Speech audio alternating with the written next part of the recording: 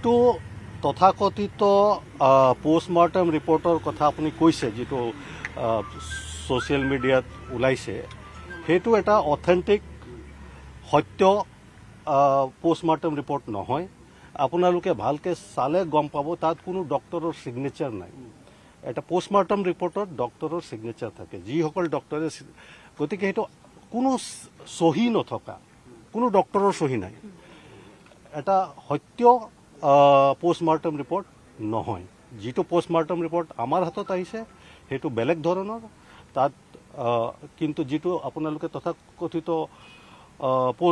Post-mortem report social মিডিয়াত ওলাইছে, সামাজিক মাধ্যমত ওলাইছে, তাত কোনো ডক্টৰৰ চহী নাই।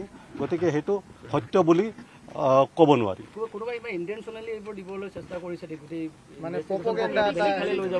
হ'ব পাৰে সেইটো আমি ইনকুৱাৰী কৰিম। মই সকলোকে আকৌ আহ্বান কৰিম যে কোনো ধৰণৰ ফেক নিউজ বা ভুৱা বাতৰি প্ৰচাৰ নকৰিব। আমি ছ'চিয়েল মিডিয়াক মনিটৰ কৰি আছোঁ।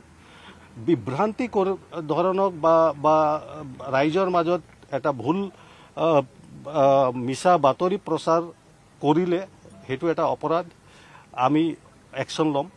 গতিকে মই সকলোকে আহ্বান কৰিম যে কোনো ধৰণৰ ভুল বাতৰি যাতে প্ৰচাৰ নকৰে।